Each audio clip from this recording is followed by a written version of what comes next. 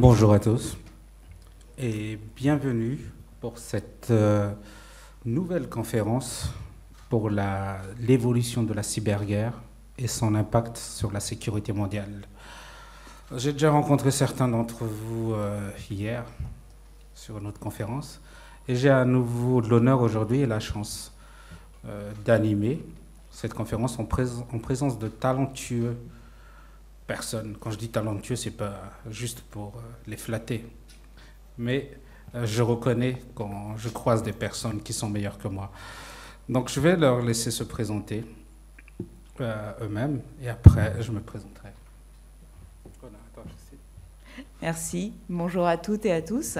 Donc Christine Grassi, moi ça fait une vingtaine d'années que j'interviens dans le domaine de la sécurité. Enfin, j'ai toujours travaillé dans ce domaine, que ce soit comme RSSI ou comme consultante en sécurité, sur des enjeux autour de la sécurité dans les environnements on-prem, dans les environnements cloud. Actuellement, je suis senior manager pour un cabinet de conseil spécialisé en GRC en sécurité qui s'appelle Level. Donc voilà. Et j'ai le plaisir donc d'intervenir sur cette table avec Raymond et Federico, à qui je laisse la parole. Bonjour à tous, je m'appelle donc Federico Smith, je suis ravi d'être parmi vous pour cette conférence. Moi je travaille dans le secteur de la cybersécurité maintenant, ça va faire un peu plus d'une quinzaine d'années. Initialement je viens d'un groupe d'hackers éthiques qui s'appelle ISA Hackers et j'ai évolué vers la protection de l'industrie de la défense nationale où j'ai un diplôme de contre-intelligence sur le secteur de la défense. Et j'interviens, comme mes homologues, dans un environnement de GRC, et plus particulièrement des analyses de systèmes d'information dans le cadre d'homologation sous les dispositifs, par exemple, de l'ANSSI. Voilà. Et plus particulièrement l'environnement militaire ou les transports, pour en faire le plus court possible. Merci beaucoup, Federico. Donc, je vais essayer de m'introduire un peu pour ceux qui n'étaient pas là hier. Donc, je suis Raymond Razafi Mamonji, je suis expert dans le domaine du DevSecOps et le NoOps. On en a parlé un peu pour certains hier, on en parlera encore aujourd'hui. Je suis aussi chercheur en supercalculateur. J'ai 23 ans d'expérience en infrastructure. J'ai co-créé, je suis le père du supercalculateur Joliot-Curie, entre autres. Je suis aussi le patron d'une petite société présente dans 4 pays aujourd'hui. On a une petite équipe de 45 ingénieurs. On est présent à Vancouver, à Montréal, à Düsseldorf, à Paris, Rennes et à Madagascar. Voilà. Et donc, voilà pour la petite introduction. On va commencer directement avec le fameux évolution de la cyberguerre. On va demander à Christine tout d'abord si on peut commencer concrètement par quelques chiffres, Christine. Tout à fait. Je vais sortir mes anti-sèches parce que je ne voudrais pas dire de bêtises, on a beaucoup de chiffres dans la conférence. Donc on va commencer en introduction juste pour poser effectivement quelques éléments pour dire qu'est-ce qu'on parle, de quelle ampleur on parle. Donc, dans une étude du World Economic Forum de 2022, il y a 93% des répondants qui estiment qu'il est fort probable qu'il y ait une crise cyber de grande ampleur dans les 2 ans à venir maximum, notamment en raison de l'instabilité économique et politique actuelle. Donc, on voit que c'est vraiment dans la tête de tout le monde. D'ailleurs, si on regarde concrètement les chiffres et l'évolution des menaces, selon Statistica et une étude de 2022, on a eu plus de 38% d'augmentation du volume des attaques par rapport à l'année 2021, et notamment avec un focus 300% de plus sur les pays membres de l'ONU. Donc on voit bien quand même qu'il y a une cible particulière. Sur certaines technologies aussi, par exemple les attaques sur l'IoT ont pris plus 600% en un an. Donc oui, on ne part pas forcément de beaucoup parce que l'IoT, c'est encore récent, mais malgré tout, on voit que tout de suite, dès que quelque chose de nouveau arrive, c'est ciblé. Pareil encore, toujours selon Statistica, les dépenses dans le domaine de la cyber s'élèvent à 71 millions, c'est-à-dire plus 10% par rapport à ce qu'on voit sur l'année précédente. Et pour terminer, selon Cybersécurité Venture, le coût de la criminalité associée à la cyber ne continue à augmenter. Donc on est à 3 000 milliards en 2004, millions, 2015, 6100 en 2021, on estime à 10 000 en 2025. Donc en fait, on voit que tous les tendances, tous les chiffres, même si ça peut paraître des chiffres qui sont difficiles à s'approprier, montrent quand même une tendance croissante des attaques cyber, du coût. Et c'est tout au long de cette présentation, on va vous démontrer en quoi, effectivement, on estime que toute l'instabilité qu'il y a, géopolitique, l'évolution des menaces et l'évolution des technologies, est en partie la cause de ces évolutions. Merci Christine. Même si ces chiffres paraissent faramineux ou abracadabrantesques, elles reflètent aujourd'hui la réalité du terrain. C'est-à-dire que quand on parle de 10 trillions d'impact, c'est-à-dire de coûts sur la cybercriminalité, le poids de la cybercriminalité aujourd'hui, c'est que d'un côté aussi, pour y remédier à ça, ça génère beaucoup de business dans la cybersécurité. Aujourd'hui, si on parle de notre métier qui nous touche à tous, c'est-à-dire que notre métier, d'ici 2027, c'est une prévision donc de Cybersecurity Venture, va générer 400 milliards de dollars. Il faut savoir que depuis 2022, donc la croissance dans le métier de la cybersécurité génère une croissance de 10%. Donc oui, aujourd'hui, je pense même qu'il y aura 2 secteurs majeurs sur les enjeux futurs. En plus de l'IA, il y a l'IoT, la cybersécurité et l'IA. Donc, les prochains budgets de l'IoT, de l'IT, va se focaliser principalement sur ces 3 domaines. Aujourd'hui, la cybersécurité est devenue aussi très importante, qu'elle est intégrée même dans l'État. Donc, que vous voyez aujourd'hui, la cybersécurité est un outil aussi pour déstabiliser des pays. C'est devenu un outil stratégique. Donc, autant pour faire des guerres asymétriques, mais c'est aussi un outil pour déstabiliser, mais pour, on va dire, pour un outil d'influence sur l'échiquier mondial, sur l'échiquier géopolitique mondial.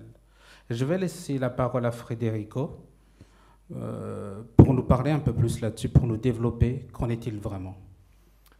Alors, en fait, tout d'abord, pour introduire le propos, je pense que c'est un document qui a été assez peu lu par nos homologues, le rapport créé en fait par Thales et Verint en 2019, qui souligne grosso modo que 50% des cyberattaques du monde sont dues à 10 États qui se font une guerre numérique et qui est collatérale en fait, et que vous avez 73 groupes mercenaires qui travaillent pour ces 10 États.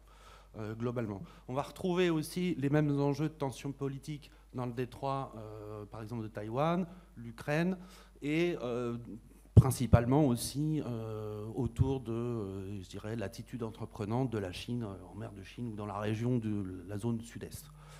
Ça, ce sont des points qu'on peut voir qui sont assez majeurs. On va développer par la suite, durant la conférence, d'autres aspects que je viendrai mettre en complément. Mais ça, c'était vraiment pour mettre en exergue ces 10 États qui, malheureusement, génèrent ce grand mal. Christine ? Oui, et on voit du coup 2 notions qui prennent le devant, 2 termes qu'on retrouve souvent, donc ce qu'on appelle le cyber warfare, c'est-à-dire en gros la capacité à mettre en place des techniques d'attaque qui allient à la fois des techniques militaires conventionnelles et des techniques dites non conventionnelles. Et parmi ces techniques non conventionnelles, il y a effectivement les attaques cyber, la désinformation et les pressions économiques. Et donc on voit que maintenant tout est très lié. Et on voit aussi de plus en plus sur le devant de la scène ce qu'on appelle des groupes APT qui sont sponsorisés par des États. Donc, par exemple, le CISA, qui est une agence américaine de sécurité cyber et d'infra, a identifié, a pointé du doigt 4 pays qui, selon elle, sont des pays qui ont tendance à s'appuyer comme ça sur ces groupes de hackers. Donc, on retrouve Corée du Nord, l'Iran, la Russie et la Chine. Bon, la source est américaine, les 4 pays n'étonneront personne, mais c'est officiel, il y a vraiment ces termes qui sont mis en avant et diplomatiquement parlant, ces discours sont portés. Et on voit par exemple, si on prend la guerre en Ukraine, Donc, premières offensives militaires, février 2022. Mais en fait, juste avant, il y a eu toute une série d'attaques coordonnées cyber qui ont pointé à peu près 70 sites publics officiels ukrainiens, juste avant les premières attaques militaires. Donc, on voit vraiment cette conjonction entre techniques conventionnelles et techniques non conventionnelles. Et ça va être de plus en plus important, ces attaques, parce qu'on se dit, bon, je ne suis pas en Ukraine, je ne suis pas affecté. Mais en fait, on connaît tous les risques de la supply chain, on est tous connectés les uns aux autres dans différents métiers, dans différents secteurs d'activité. Donc c'est un petit peu l'effet papillon, et il se peut très bien qu'une attaque cyber sur un pays ou sur un domaine d'activité ait des conséquences bien loin, bien ailleurs. Par exemple, toujours dans le cadre de la guerre en Ukraine, il y a eu donc des satellites ukrainiens qui ont été attaqués. Et l'impact, c'est que ça a perturbé le fonctionnement de fermes d'éoliennes en Europe centrale, des fermes qui produisaient de l'électricité. Donc il y a eu des problèmes pour les populations et pour les industries bien en dehors de l'Ukraine. Un autre exemple aussi, qui n'est pas lié à l'Ukraine, mais qui montre vraiment ce lien, c'est qu'il y a une entreprise américaine IT, Keysa, qui faisait du service pour le retail, et notamment la gestion des bornes d'enregistrement, qui a été attaquée. Et ça a forcé toute une chaîne de supermarchés en Norvège à fermer pendant plusieurs jours parce qu'ils étaient justement clients de cette solution. C'était en 2021. Donc on voit vraiment tout l'impact et à quel point, en fait, un incident et cette technique de conventionnel et non conventionnel peut vraiment impacter un large panel. Merci beaucoup, Christine. Hier, on a appris le Cyber Resilience Act. Donc, on a compris que l'Europe a mis un outil pour essayer d'améliorer la sécurité au niveau des professionnels et des entreprises.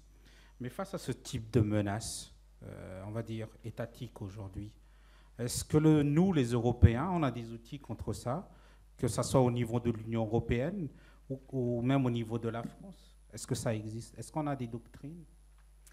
Alors, quand on parle de doctrine, c'est toujours un petit peu compliqué. Ceux qui sont le plus en avance pour le moment, parmi ceux qui sont le plus en avance, il y a les États-Unis. Alors, on peut se dire, effectivement, il y a une double raison. Un, parce que c'est une cible de par leur position géopolitique. Et deux, parce qu'en fait, c'est un pays qui utilise beaucoup le numérique au niveau de l'État, au niveau de sa population. Donc, forcément, il est beaucoup plus sensible. Donc, eux, ça fait longtemps qu'ils produisent des doctrines sur la cyberguerre. La dernière est sortie en mars 2023. Ce sont des doctrines qui reposent sur 5 piliers. Le premier pilier, c'est défendre les infrastructures critiques, démanteler les attaquants, façonner le marché pour favoriser la sécurité, investir dans un avenir résilient et forger des partenariats internationaux. Donc, ils ont des doctrines qui reposent sur ces 5 piliers. Je trouve que la dernière est assez intéressante, forger des partenariats internationaux. On a souvent tendance à voir les États-Unis comme leader et j'avance seul et que les autres me suivent.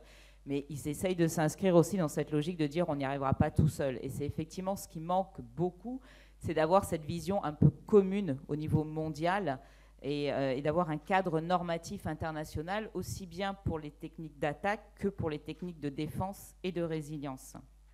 Et il faudrait que les États puissent se coordonner entre eux et coordonner aussi au niveau de manière transverse sur les différents secteurs d'économie. Alors au niveau de l'Europe, il y a effectivement certaines actions qui sont mises en place. Donc on a effectivement le Cyber Resilient Act qui depuis septembre 2022, donc c'est très récent. En fait, c'est un ensemble de mesures, de règles qui doivent être implémentées dans les produits à partir du moment où ils ont une certaines composantes numériques pour essayer effectivement d'aller mettre de la sécurité opérationnelle dans tous les produits qui vont être largement déployés. Donc on commence à voir un peu cette notion de security by design qui commence à être injectée de manière large. C'est un début, mais c'est une bonne initiative. Et puis en termes de doctrine, on a aussi des doctrines européennes. C'est un petit peu plus compliqué puisqu'on le sait tous, l'Europe c'est une coordination, une coopération, c'est pas quelque chose de descendant. Donc on a ce qu'on appelle les stratégiques Compass. Donc stratégiques Compass, ce sont des espèces de plans d'action qui sont proposés pour agir de manière commune dans certains domaines. Et donc il y a un Cyber Strategic Compass qui est défini au niveau de la France, de l'Europe.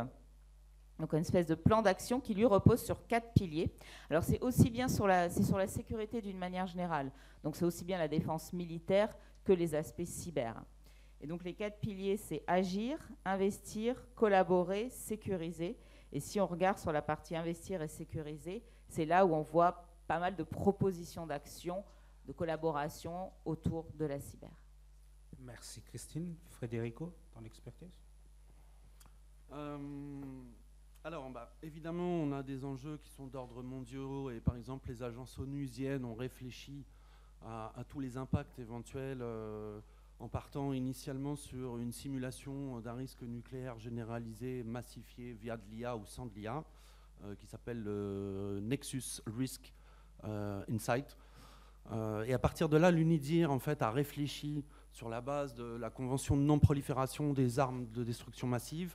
Actuellement, on est en train de réfléchir au niveau onusien sur une convention de non-prolifération des armes cybernétiques. Bien évidemment, c'est subjectif. Celui qui dira « je ne l'utilise pas » ou pas, ou peu importe, finalement, ça sera toujours une arme. Par contre, l'intérêt de ces discussions, c'est d'amener la stabilité, en fait. Puisqu'il y a aussi une forme d'utopie, hein, quelque part, mais qui, à mon sens, est intéressante, c'est la notion de la paix numérique. C'est-à-dire que la paix numérique peut amener une certaine stabilité dans les systèmes et pour les entreprises, une capacité de survie, puisqu'elles subissent malheureusement des dommages collatéraux. Alors, très rapidement, sur ces enjeux, on retrouve aussi des éléments croisés avec les enjeux criminels. C'est un peu indissociable. Et donc, vous avez des États qui ne sont pas très d'accord sur certains sujets, actuellement, qui, par contre, dans ces groupes de travaux, sont parfaitement d'accord pour traquer la criminalité déguisée, qui peut être un État, qui peut utiliser la forme de la cybercriminalité, malheureusement ça existe, et pour le moment, il faut le savoir, il n'y a pas de convention qui détermine si un acte cyber est un acte de guerre. Ça, c'est quelque chose qui n'est pas encore défini clairement. Alors, on essaye de le définir, évidemment. Et on retrouve plusieurs pistes et réflexions dans ce sens.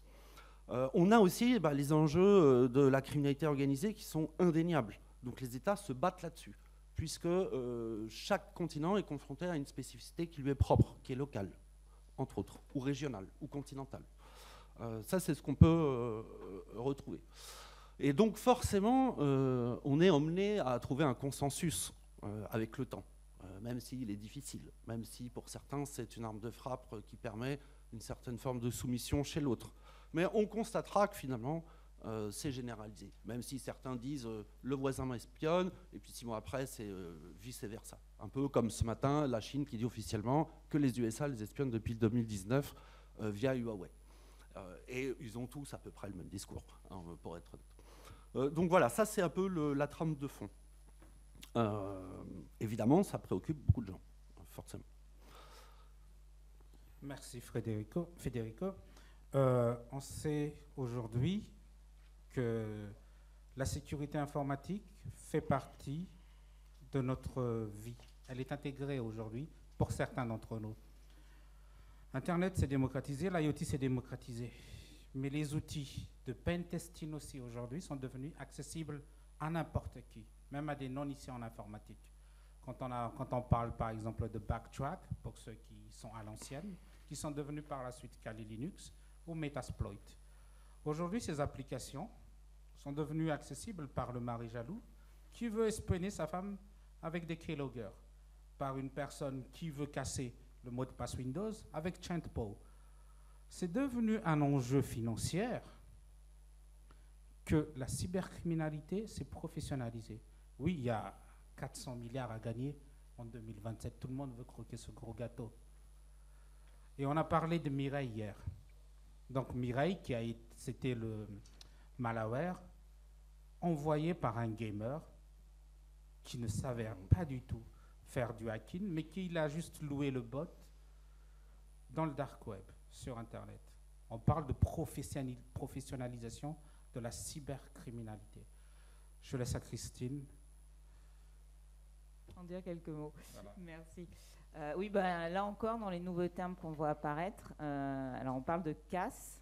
Alors CAS, pour ceux qui sont familiers plus au cloud et autres, c'est pas Container as a Service dans ce cas-là, c'est vraiment la notion de cyber hacking as a service. Donc avec toute une série d'outils, de plateformes. Donc ça se décline en ransomware as a service, DDoS as a service, phishing as a service. Et puis on voit aussi la notion de HAS, donc hacking as a service. Donc le rapport de l'ENISA en 2022, montrait les chiffres où on voyait une collaboration croissante entre le monde des cyberattaquants et le monde plus classique de la mafia, et une professionnalisation, en effet, des acteurs de la cyber qui mettent à disposition et ou qui utilisent ces plateformes qui permettent de faciliter ou de proposer des services de hacking. Et on le verra dans la troisième thématique, le fait que les technologies évoluent et s'améliorent au fil du temps, ça permet de faire une offre qui est de plus en plus intéressante. Et on peut voir aussi que, comme on l'avait vu dans la thématique numéro 1, les terrains de guerre ont été des terrains d'essai extraordinaires pour les cyberattaquants. Ils ont pu tester des nouvelles techniques, des nouveaux outils, du déploiement massif et ensuite le perfectionner, le packager et le revendre comme tout bon éditeur de solutions. Terrain de guerre, Federico. Alors, pour les mafias, et puis pour le terrain de guerre, puisque moi j'ai oublié mes deux exemples, donc je vais faire très vite. En réalité, aujourd'hui, avec l'Ukraine, vous avez un cas criant qui est la fusion des approches de guerre. Par exemple, 14-18, les tranchées, appuyées par des drones opérationnels pour que les gens au sol puissent repérer, par exemple, les adversaires qui sont cachés dans les tranchées, dans les maisons, peu importe le site. Et très dernièrement, ils ont bidouillé, en fait, sur un drone, ils ont mis en fait un mégaphone pour dire aux Russes, sortez de vos trous, on ne va pas vous tuer, vous servirez de monnaie d'échange. Et donc là, on voit en fait la corrélation et la conjonction de deux techniques, de deux mondes qui se rejoignent. Ça, c'est un premier exemple. Ensuite, pour les mafias, la démocratisation pour les mafias, elle est simple. Gain maximum, risque minimum, et la capacité d'avoir une supply chain. Alors, par exemple, ils sont structurés comme nous, dans le monde civil et régalien. C'est-à-dire qu'ils ont un conseil du crime numérique organisé sur Internet. C'est une plateforme de tous les bons plans, si vous préférez. Tous les cybercriminels viennent faire une sorte de grand business, un peu un Black Friday de la criminalité, où vous avez ceux qui vont voler les cartes bleues, les numéros de cartes bleues par listing, qui vont revendre à des resellers, d'autres qui vont vendre les supports, et ainsi de suite. Et en fait, tout le monde se retrouve pour faire les bons plans entre eux. Ils ont une particularité, ils ont créé leur monnaie numérique, qui s'appelle le dark coin, c'est-à-dire l'argent ne tourne qu'entre eux. Et ça, c'est une vraie difficulté pour les États, puisque finalement, derrière, il y a la financiarisation partielle aussi du terrorisme. Il y a des relations qui sont réelles, malheureusement. Les mafias, grosso modo, pourquoi on se bat contre les mafias? Parce que malheureusement, ça représente, selon des estimations internationales de l'ONU, des plus grandes universités en la matière, 12 à 19% du PIB mondial est criminel. Ce qui veut dire que sans cet apport criminel, il y a peu d'économie, malheureusement. C'est ça le défi aussi, c'est de réussir à nettoyer, quelque part, nos économies pour les rendre plus saines. Pourquoi? Vous avez plus d'opérations scripturales par banque qu'il n'y a de liquidités sur Terre. Qui dispose des liquidités? Les mafias.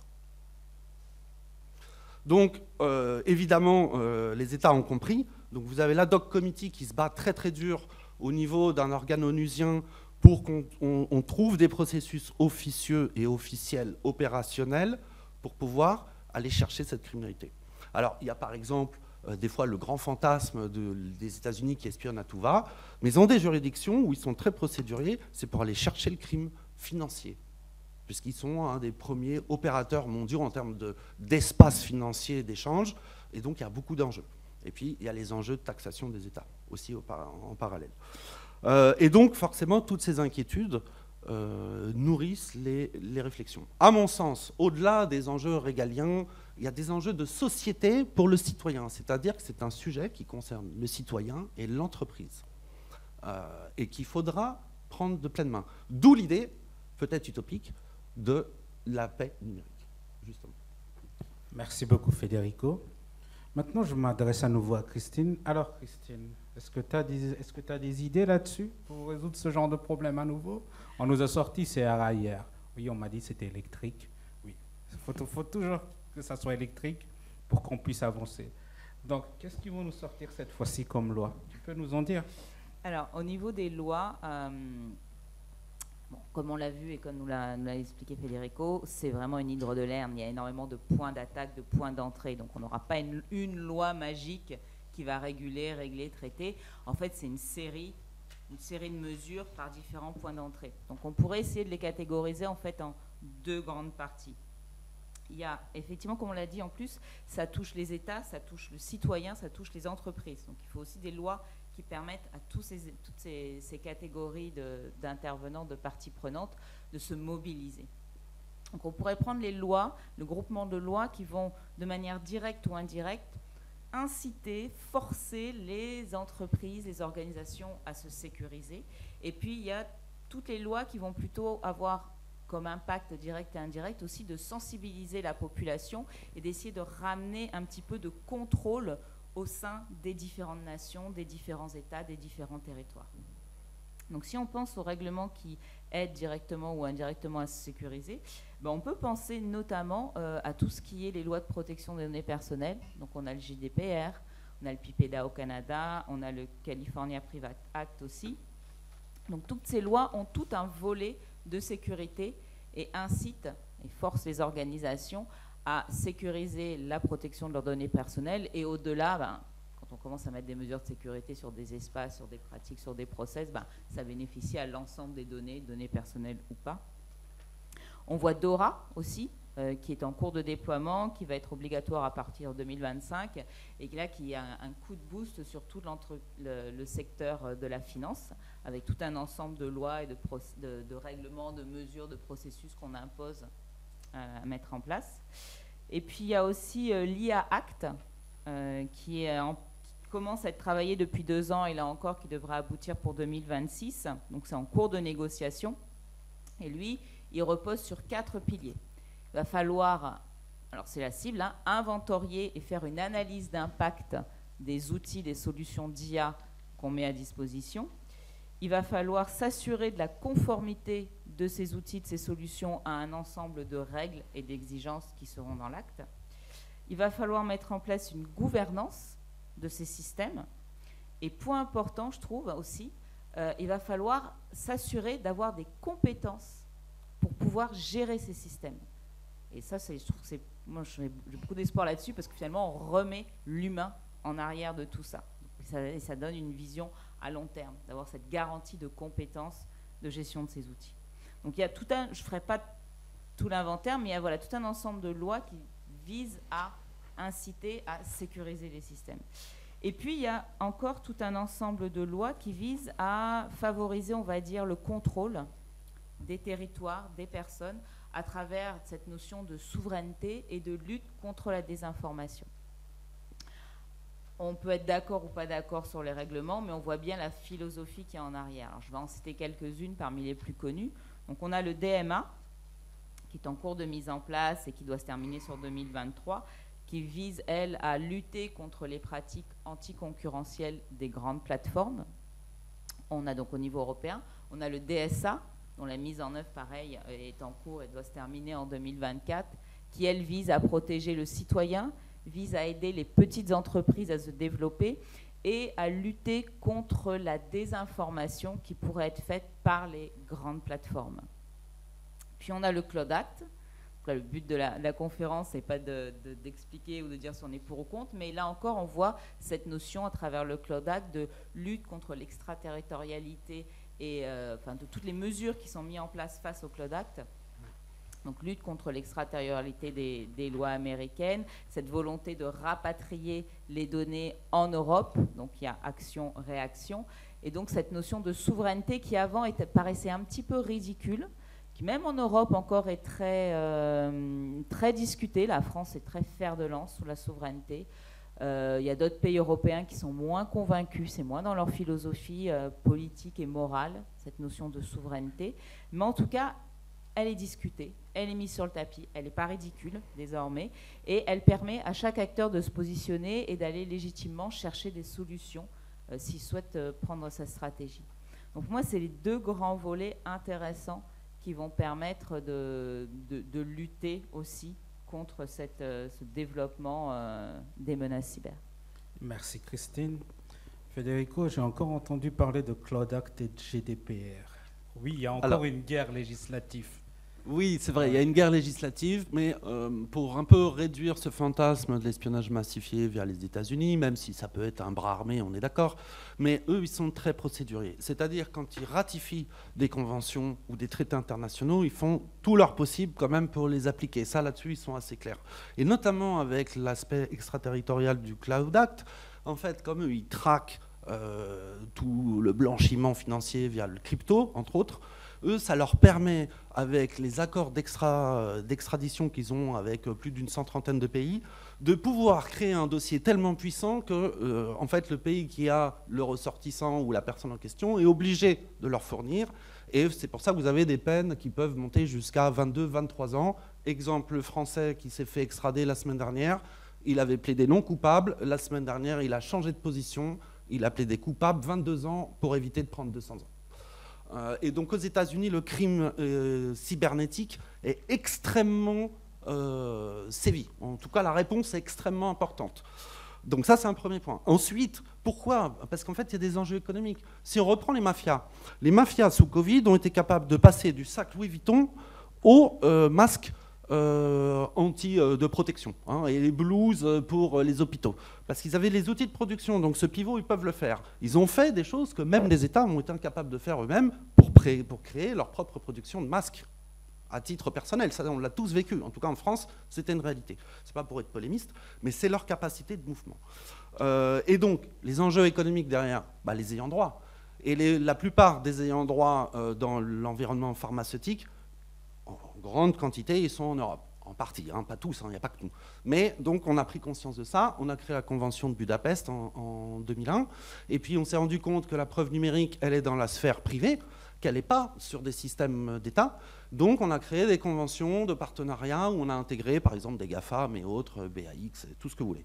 Et avec le temps, on est arrivé à une forme d'uniformisation et des approches qui permettent des coopérations effectives. Il faut savoir que la Convention de Budapest, c'est le seul traité international effectif de collaboration dans le cadre de la lutte contre le crime organisé. Vous avez les mêmes enjeux au niveau de l'agence de lutte contre la drogue et le crime transnational au niveau de l'ONU. Pourquoi? Parce que la drogue, c'est devenu, entre guillemets, has-been pour les mafias comme la Cosa Nostra. Par contre, pour financer des contrefaçons de médicaments sur Internet, où ils mettent 1 000 € sur la table, ils font 300 000 € de bénéfices. Cosa Nostra, 100 milliards de chiffre d'affaires par an. Donc, imaginez le démultiplicateur. Idem pour les Yakuza qui ont un peu disparu, mais on retrouve cette flexibilité et cette, entre guillemets, utilisation de la digitalisation. Le dernier point qui, à mon sens, après j'arrêterai là-dessus, où c'est la venue des gangs, en fait, dits classiques. Par exemple, les Mara Salvatrucha, les Mara 18 qui sévissent en Amérique centrale et dans toutes les États-Unis, les Brian Mothershood et tous les nouveaux groupes de gangs qui, en fait, à la base, s'entretuent dans la rue, créent des joint ventures sur Internet dans le dark web pour vendre de la cocaïne. Et là, ils sont tous amis. Ils se tirent plus dessus. Et donc, vous voyez, c'est ça la nouveauté, en fait. Avec des codes Amazon, où vous allez sur leur site, c'est écrit « Ceci n'est pas un site gouvernemental, c'est un site criminel, copyright, crime on service ». Et tout est comme ça. Et avec garantie de livraison sous 48 heures. Et surtout, la grande particularité, et j'arrêterai là-dessus, c'est qu'ils s'automodèrent entre eux. C'est-à-dire, s'ils arnaquent un utilisateur en ligne, ils sont balayés par les autres cybercriminels. Et ils ne pourront plus vendre sur aucune marketplace. Donc voilà, ça c'est la particularité, et d'où les États d'essayer de répondre dans les meilleures conditions, avec des juridictions qui sont en évolution constante. Merci beaucoup Federico, c'est passionnant. On sent qu'il y a le gâteau que tout le monde veut manger. Oui. Après, il faut savoir se placer d'un côté ou de l'autre. Voilà. Donc moi, je préfère ne pas me brûler. Donc oui. On a parlé tout à l'heure de Covid-19. Oui, ça a permis aujourd'hui une évolution aussi dans le monde du travail. Aujourd'hui, il y a le remote work qui s'améliore. On a parlé aussi hier de l'IA générative qui sont intégrées aujourd'hui dans l'IoT. Mais cependant, il y a encore une fracture sociale. C'est-à-dire que nous tous, la majorité des personnes ne sont pas encore compétents pour faire ça. Voilà. Même quand ils travaillent à domicile, il ne faut jamais oublier qu'en cybersécurité, la première faille, c'est l'utilisateur. Donc, qu'est-ce que toi, Christine, tu peux nous en dire là-dessus, sur l'émergence de ces nouvelles technologies dans nos habitudes, telles que le remote work et les GenAI? Effectivement, donc on l'a tous vu quand on est passé en mode confinement sur le Covid, avec des attaques qui ont augmenté, qui sont ciblées justement sur tous les outils d'accès à distance. Et puis depuis plusieurs années, on voit des nouvelles technologies qui arrivent sur le marché. Donc il y a eu Claude, c'est plus très nouveau, mais comme le disait Raymond, c'est pas encore forcément des technologies qui sont maîtrisées par tout le monde. Et puis ça s'accélère. On a eu l'IoT qui se développe de plus en plus. On a le machine learning, on a l'IA. Et puis on a aussi même des vieilles attaques qui refont surface. Comme par exemple, on voit depuis 2022 les attaques sur les fichiers raccourcis Windows qui étaient complètement abandonnés. Puis là, il y a eu la désactivation des macros sous Office. Et hop, ça revient. On retrouve des vieilles attaques. Voilà, par exemple, raccourcis Windows qui se développent, qui sont de plus en plus à nouveau utilisés. Donc on reçoit ça, on clique dessus, ça télécharge un malware. Donc on a toute une série de vieilles mesures et de cibles vers les nouvelles technologies qui se mettent en place. Et c'est très compliqué pour une organisation de se dire « Ok, je ne maîtrise pas forcément toutes ces technologies, donc je ne vais pas les utiliser. » Qui, de nos jours, entendrait l'IA ? Non, j'en fais pas. Le cloud ? Non, je ne touche pas à ça. L'IoT ? Non, je vais laisser mes concurrents me passer devant. Évidemment que non. Évidemment que tout le monde veut y aller, tout le monde veut tester, c'est normal, c'est le marché. Mais comme on le voit, on va le voir dans la dernière partie, on n'a pas forcément toutes les compétences cyber pour pouvoir gérer l'équilibre entre l'opportunité et la menace. Donc c'est un vrai enjeu, d'autant plus que les technologies sont liées les unes aux autres. Maintenant, on a des entreprises qui ont des usines avec de l'IoT, elles envoient leurs données dans des plateformes cloud, et là, il y a du machine learning qui s'applique dessus. Donc tout se chaîne, donc ça fait des formidables points d'attaque pour les hackers. Et puis il faut aussi voir que ces outils, ces nouvelles technologies, ça sert aussi pour les attaques. On l'a vu tout à l'heure quand je parlais de cybercrime as a service, de hacking as a service. Donc il y a des outils, mettons des plateformes qui mettent à disposition, comme par exemple Glitch, qui permet de faire de manière très simple du phishing. Voilà, donc location d'une plateforme cloud de phishing, où on a la solution Evil Proxy qui permet d'automatiser aussi des attaques. Donc les nouvelles technologies, c'est une faiblesse et c'est aussi une arme. Et on voit au niveau des attaques aussi qu'elles ciblent de plus en plus en fait, les fournisseurs de services, les ISP. Donc on n'est plus au niveau des organisations, mais là on monte dans la chaîne alimentaire, on peut dire, et on est carrément sur des points beaucoup plus centraux. Merci beaucoup Christine. Donc je me tourne vers Federico. Bon, cette fois-ci je ne te demanderai pas la guerre, mais la paix. Donc, quelle solution de sécurité tu vas nous proposer alors par rapport à toute cette évolution dans notre, on va dire, dans notre civilisation? Voilà. Alors moi je pense qu'il y a un volet sociétal, organisationnel et puis technique. Disons que le volet organisationnel et technique, il est souvent soulevé. Les enjeux sociétaux, un peu moins. Prenons les enjeux d'intelligence artificielle et de données. Demain, vous allez avoir un magma en fait, de data. À qui elles appartiendront? Est-ce que c'est un patrimoine de l'humanité? Est-ce que c'est accaparé par une organisation, un groupe? Peu importe. Et donc, à un moment donné, il va falloir sécuriser ces data. Pourquoi? Vous avez à peu près un accroissement depuis 5 ans de 20% de ces données par an, et à peu près 50% par an d'accroissement depuis 5-6 ans sur le volume de données, et à peu près 20% qui sont réellement protégés. Donc il y a toujours un delta entre ce qu'on crée et ce qu'on protège, malheureusement. Donc ça, c'est un premier point. À mon sens, pour que les organisations puissent suivre un peu le mouvement, vous avez plein d'épiphénomènes, malheureusement. Moi, je pars du principe que quand on est tous certifiés, entre guillemets, on a tous les mêmes standards de faille, forcément. Donc il y a des petits phénomènes. Quand on regarde, par exemple, les doctrines de défense de certains pays, Japon, États-Unis, Finlande, etc., on observe qu'eux, il y a des portes qui ferment volontairement, que nous, on ne ferme pas, parce que ce sont des accès par lesquels ils passent eux. Et donc, en fait, quand vous concassez un peu les doctrines de plusieurs pays, vous obtenez quelque chose d'assez large, finalement. À mon sens, il faut la formation, la veille, et puis s'intéresser un peu à ce qui se passe loin de chez soi. Parce que se dire, c'est loin, ça n'arrivera jamais, c'est une erreur. Sur les 3-4 derniers mois, vous avez eu une vague d'attaques sur les ISP hébergeurs en partant du Japon jusqu'à la France, groupe DIC par exemple pour la France, et un data center d'État chinois qui a été hacké très rapidement. Et donc, en fait, c'est une vague. On ne peut pas considérer que ça ne viendra pas. Si au bout de 3 mois, elle a touché 14 pays, c'est qu'elle arrive sur vous. Et donc, ces épiphénomènes, il faut les étudier pour pouvoir toujours rehausser les enjeux de sécurité et, entre guillemets, serrer les boulons là où c'est nécessaire. À mon sens, la formation est continue et inévitable. Merci beaucoup, Federico. Justement, Christine, toi qui es engagée, qu'est-ce que tu peux nous en dire là-dessus? Il vient de nous siffler l'information. Sur la partie expertise. Que ce soit au niveau technique ou au niveau humain, de par ton expérience RSSI. Donne-nous la solution. S'il y avait une solution magique, là encore. Je pense qu'on est tous confrontés au fait qu'il y a un manque cruel de compétences dans le domaine de la cyber, un manque de personnel. Il y avait une étude Splunk qui est sortie en 2021 qui disait que, où les responsables sécurité disaient que dans 81% des RSSI disaient que leurs équipes avaient dû prendre en charge des activités qui n'étaient pas dans leur domaine de compétences. Nouvelles technologies, nouveaux processus, nouvelles réglementations. Et toujours 81% aussi disaient qu'il y avait eu au moins une personne de leur équipe qui était partie récemment pour cas de burn-out. Donc on a une vraie difficulté dans le monde des équipes cyber. Et malheureusement, ça ne va pas aller en s'améliorant avec justement toutes les nouvelles technologies qui arrivent et qui nécessitent une formation en continu, comme on disait.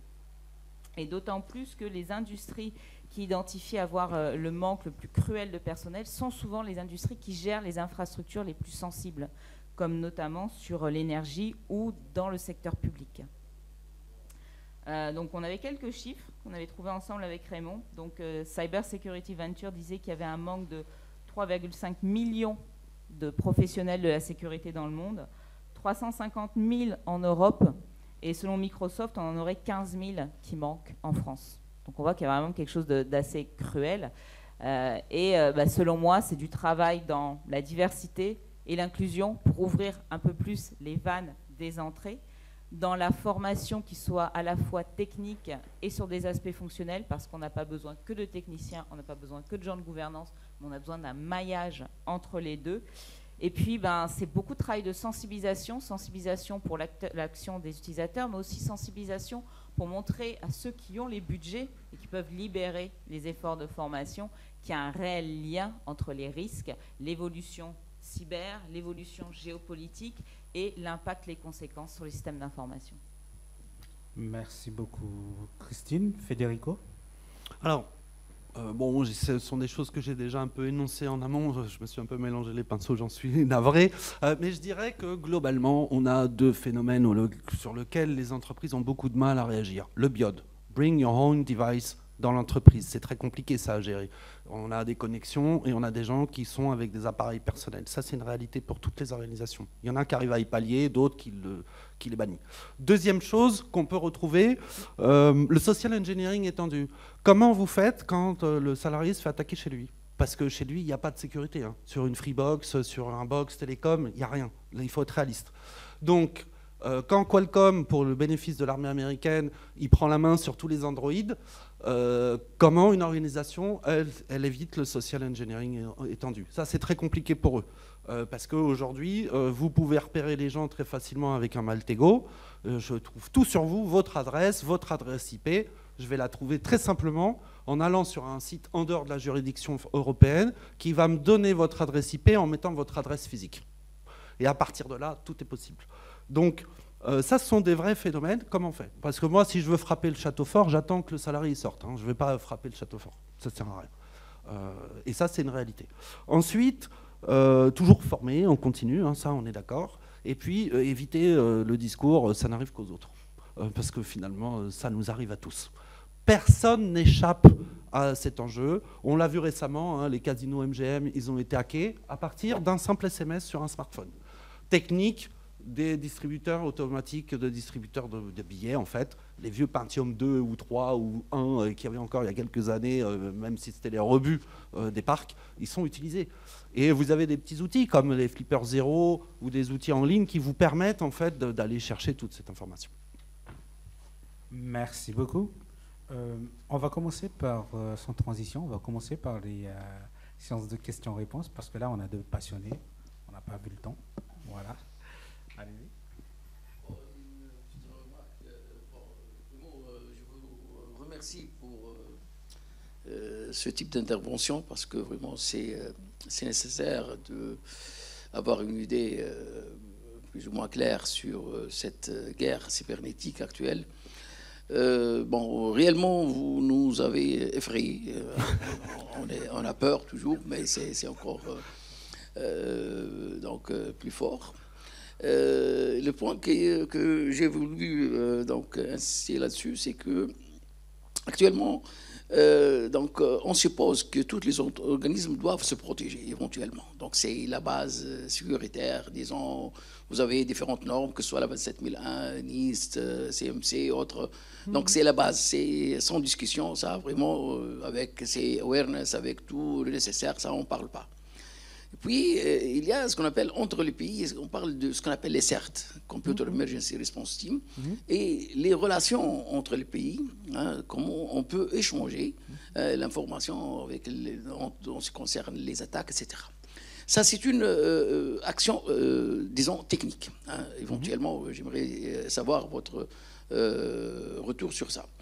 Et puis, l'action organisationnelle, c'est que comme on parle actuellement de la guerre, je sais pas, des interventions militaires d'ici, là-bas, etc., et ben, il y a des attaques cybernétiques. Donc, c'est l'ONU, apparemment, qui doit prendre en charge ces actions-là et doit démilitariser éventuellement, doit influencer éventuellement, doit donc faire peut-être des mesures disciplinaires. Parce que, imaginez-vous, un hacker qui se trouve à la maison, il peut attaquer une entreprise, disons, je ne sais pas, comme quoi des vols ou bien d'autres activités critiques mondiales. Donc, si on laisse les choses là, donc ces actions-là sont mesures disciplinaires, donc on peut arriver vraiment à donc une catastrophe mondiale.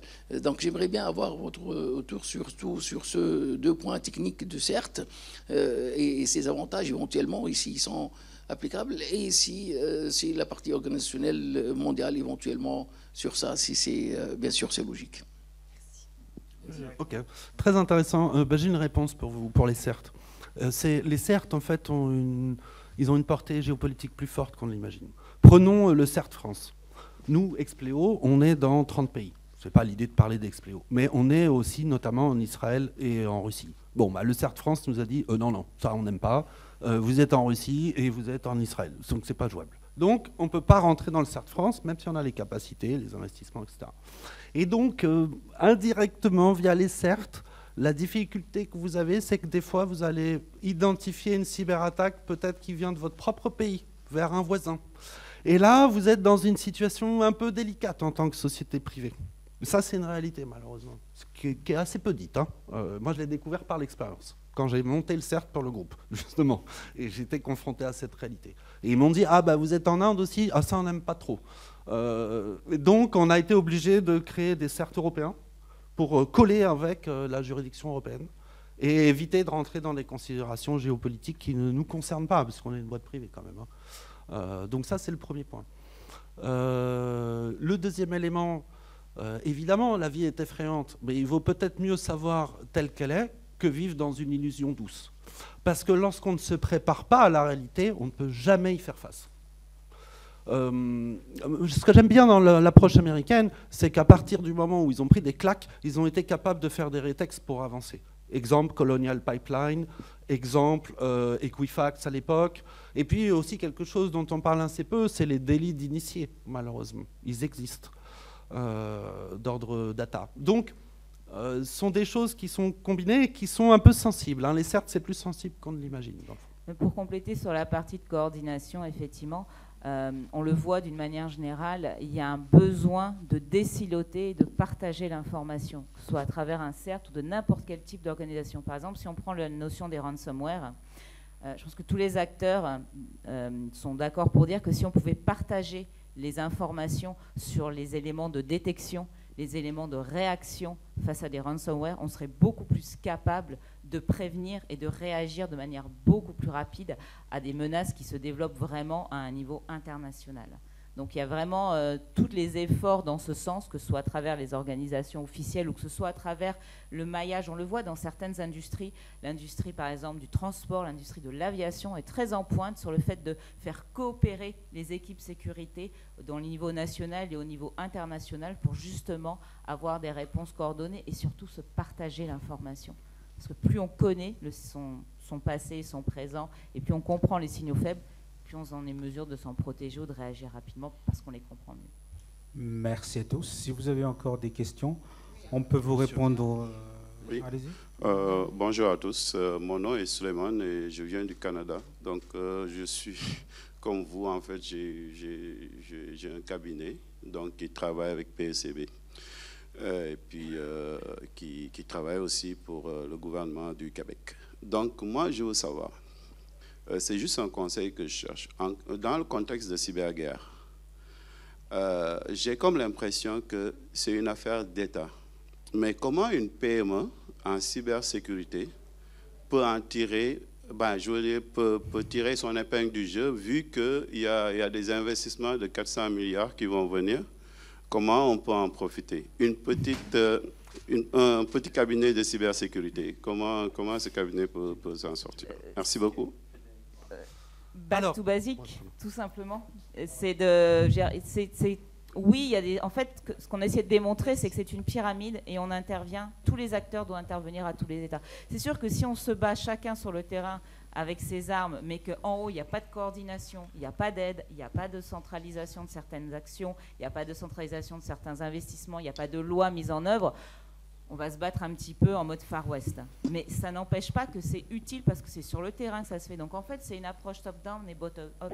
C'est comme ça qu'on mixe et c'est comme ça qu'en fait, nous, les entreprises, en rappelant les bonnes pratiques, en travaillant sur le quotidien, sur le long terme, auprès de tous les clients, auprès de toutes les organisations, en faisant aussi de la sensibilisation, de la vulgarisation, en travaillant entre nous, en participant à la développement des connaissances. Nous, par exemple, on pousse beaucoup à tout ce qui est les meet-up, les associations, ce qui vont faire élargir et prendre la conscience.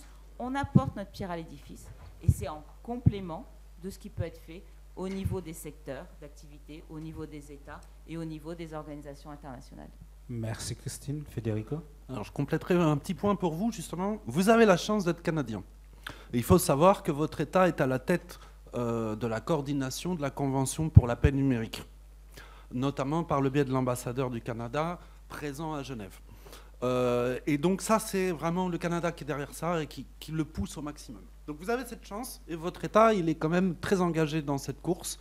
Après, je vous invite à aller sur les sites institutionnels, parce que moi, à la base, je viens du privé et je suis rentré dans tous les groupes de travaux par conviction. Et avec 10 ans de travail au fur et à mesure, je suis devenu, entre guillemets, un expert qu'ils appellent quasi en permanence à l'INESA, au Conseil de l'Europe, et notamment dans le cadre de la paix numérique, parce que moi, j'y crois depuis 10 ans, en fait. Donc aussi, il faut avoir un peu de conviction, à mon sens. Ça va de pair. Ça va de pair. Mais vous avez la chance d'être dans un État qui défend cette idée au niveau mondial. Merci à tous. Merci.